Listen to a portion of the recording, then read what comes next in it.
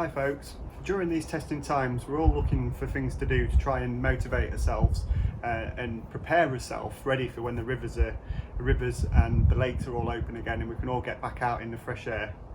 I thought this would be the perfect opportunity for me to share with you all my rigs, tips and tackle ready for when it all starts again. So firstly, I'm going to go through my rods. I normally use these rods in the summer, mainly on the dike section as well. These are the 1.5 pound test curve Daiwa power mesh. I couple them up with an SS 1600, and I also load that up with fluorocarbon. This is the 10 pound fluorocarbon. I find this absolutely brilliant stuff. It really is.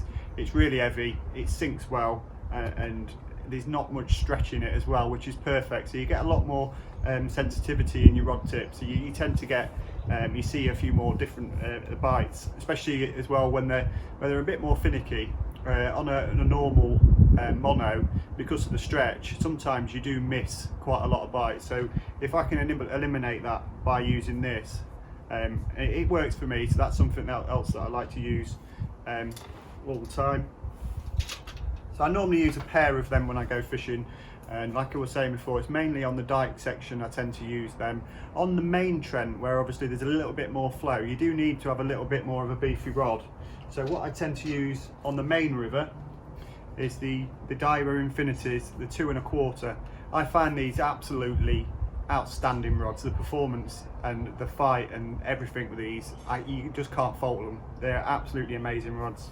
I couple these up with the GS 4000s, and what I do use on these, especially in the main river where it's a little bit, there's more snags in the main river than there is the dike, and you need something a little bit more robust. Fluorocarbon is good, but if it goes across a rock it tends to snap quite easily. So I tend to use something that's a bit more of abrasion resistant. So on this I'm using a Daiwa hypersensor mainline in 15 pound. It's a very low diameter line. I bet you can't quite see that from there, but it's a very low diameter line, and it's just perfect for what I need to do, and it's got that extra power there if I need it as well. These big barbel especially, they do pull back, and you just need to have that little bit of extra strength in your line and your tackle just in case, especially with the extra flow as well. It's always better to have too much than not enough. So I'll put that down. I tend to use 2 of them as well when I'm on the main river. I always like to use 2 rods because it helps me when I'm feeding the water. I can feel I can feed an area better. I tend to use the upstream rod on a feeder and the downstream rod on a straight lead. It's purely for that, as I don't want to be putting 2 feeders in, because obviously I'm spreading the bait across an area it's too far, and I don't really want to do that. I want to try and home it into an area. You tend to find as well, even though you put in your feeders in and you're putting the feeders in one area, it's always the downstream rod that seems to get the action. And I think the main theory behind that is the feeders obviously emptying all its feed out, and it's actually dropping down near the rig of the downstream rod. So the downstream rod tends to be the one that fishes quite well most of the time. You do get the odd one or two, don't get me wrong, on the feeder rod, but once the fish start getting confident in the area, they tend to drop down, and that's when you start picking up the better ones as well. The better fish do tend to come off the straight lead. Right, anyway, that's the rods.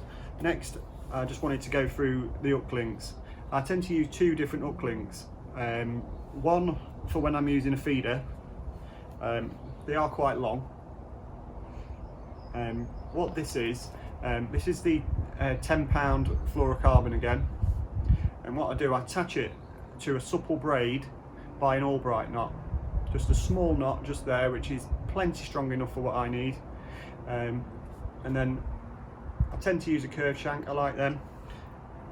They're quite an aggressive hook, and as you can see from there, it's sat quite low and aggressive and like a claw, so as soon as it picks it up, that drops into the bottom lip of the fish and it hooks hold straight away.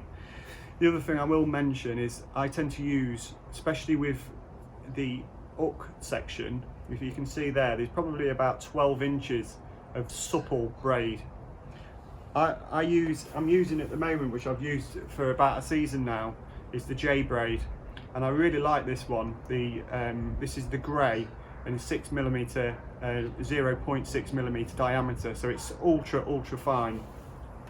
What you tend to find with this as well, because of it's the grey of it, once this is actually gone onto the riverbed actually takes on the braid actually takes on the colour of the surroundings. So once it's been in there for a while, the braid is actually the same colour, so it's very well camouflaged.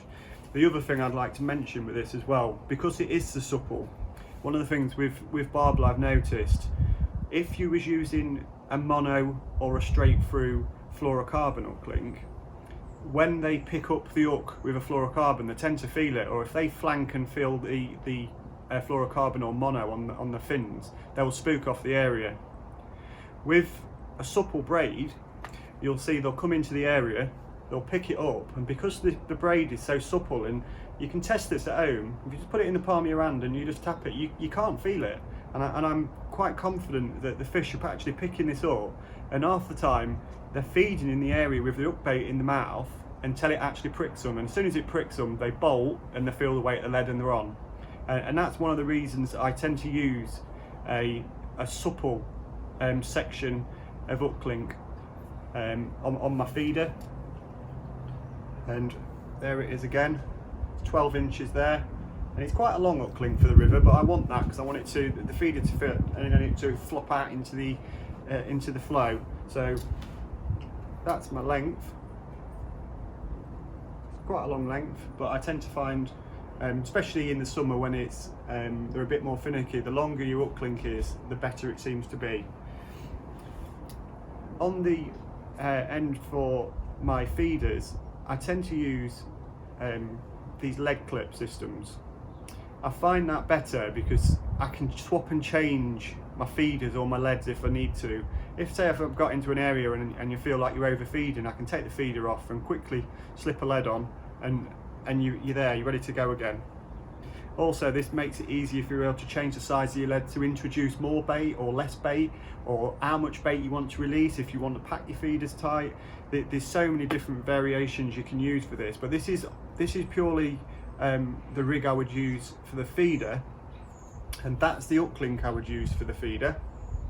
But then the straight lead section, I tend to use just a supple hook link, the whole thing supple. Again, I think it's because obviously it's the downstream one, the fish are always a little bit more wary, and the bigger fish do tend to sit off the back of the spot. So if you've got something that's less inconspicuous, the fish will actually pick it up and pick it up confidently. The other thing I do before I cast out, on every single cast, I will always clip on a little PVA bag. And basically what this does, when you're casting out, as long as you feather the lead down, you feel it down nicely, this will separate the hook from the rest of the rig and you won't get any tangles. If you don't put the PVA on, you'll tend to find the weight of the hook and the bait will sit back, and sometimes you'll get quite a lot of tangles when it comes to using supple hook links. But for me, if I use a small PVA bag like that, I never really have that issue, and it works perfectly every time. And it also leaves a nice little pile of bait around my hook, and obviously once it breaks down, it's nice and spread, so the fish are just going to home in on that and take it. I also vary my feeders as well, obviously down to the flow, where I'm fishing, how much bait I want to put in. I vary the size of the feeder, and that's something that works really well for me. Using good quality bait is also a really important factor to anybody's fishing. As soon as you've established decent quality bait, and if you're like me, I go fishing quite regular, I try and get the fish used to a certain bait. Once they get used to it, they drop your guard and you can catch them quite easily, which is always nice. Also, I'd just like to touch on the new end zone leads. these leads are absolutely brilliant. I find them really useful, even on the Trent, because you can double them up. And if you look at the size of that, once they're doubled up and on a lead clip, it's not actually that much wider. So you can, even on heavier flow, these leads can be used, and I've done really well with them, really well. So it's nice to get them in there, and obviously they come in all different sizes as well. I tend to use the 40s, 50s and 60s for pretty much all my fishing, and that gives me enough variation to swap and change from going from big rivers to small rivers. It's everything I need, and these are also really good to, if you want to plug them with paste. It's just an extra bit of bait in the area, a bit more smell. They're fantastic. I really rate them. Anyway, I hope you found them tips useful. I'm going to go over to a little video I've done a while back. It was actually on Valentine's Day when I had my personal best barbel. Not many people have seen this video, so I hope you enjoy it, and thanks again for watching. Hi guys. Yesterday I come out down onto the River Trent, down to my local home. I lost one unfortunately, and lost a couple of rigs due to snags as well. But sometimes you just can't let it beat you, and you've got to keep going back, even though you feel deflated and you don't really want to have another go. I've come back tonight, on Valentine's night, and I've got one hell of a gift. A new personal best, an absolute beaut. 18-pound Trent barbel. Look at that, the width of it, what a fish, incredible. They don't get much better than that. I'll quickly let her put it down a minute, and then I'll let you have a look at the other side.